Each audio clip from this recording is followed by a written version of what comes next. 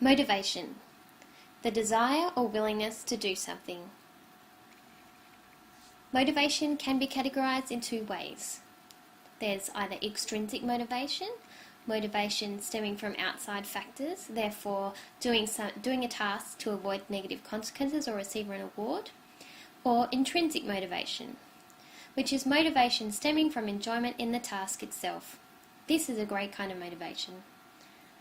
As teachers, we want to create the conditions for intrinsic motivation to grow so that our children will enjoy learning. But how do we do this? We're going to start by creating a safe learning environment. And why do we want to create a safe learning environment? Because students learn more in classrooms that are emotionally safe and secure.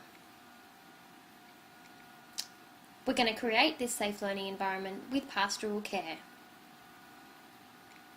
Pastoral care means looking out for the welfare of each student as individuals. Show that you genuinely care for your students. Greet each child by name with a smile every morning. Recognise that each child is unique. Get to know your students, their likes and dislikes. Make a bully-free zone in your classroom. Encourage your students to embrace differences and require that they treat each other with courtesy and respect at all times. Be approachable. Make sure that your students feel they can approach you about anything. But most importantly of all, be genuine in your care, because if you're not genuine, your students will be able to tell. So now we've created a safe learning environment and our students are happy to be in our classrooms. They're ready to learn. So let's look at how to use intrinsic motivation for effective teaching practice. So here's some strategies to encourage intrinsic motivation. First of all, we need to explain. We need to explain what we're teaching, why it's being taught, and how your students will be using this information. We need to relate what's being taught to our students' lives, because if they can relate to what's being taught, they're more likely to pay attention and have that intrinsic motivation. Involve your students in the learning. Make your lesson plans interactive and hands-on wherever possible. When students are involved, their interest and attention, therefore intrinsic motivation, increases and more learning results. Make lessons that appeal to all the senses: touch, taste, smell, sight and sound. Through Gardner's theory of multiple intelligence, we know that everyone learns differently, so if we can make lessons that appeal to all the senses, hopefully we'll capture different learning styles.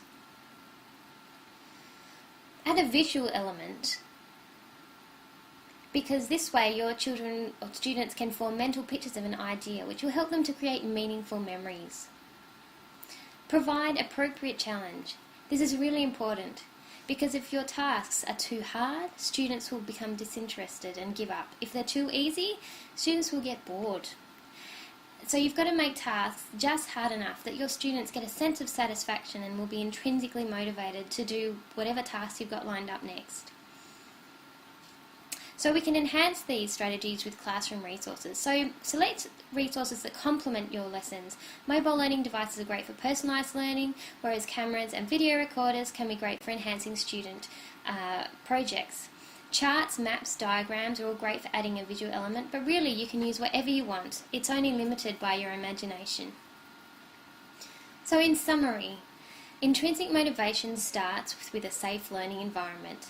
Effective teaching practice means explaining, involving your students in the lessons, appeal to all the senses, add a visual element, challenge your students, and use complementary classroom resources. But most of all, be engaging. Be enthusiastic in your teaching, be passionate, and don't forget to enjoy yourself. Because if you're enjoying yourself, it's more likely that your students will feel your passion and they'll enjoy themselves too. Thank you for listening to my presentation.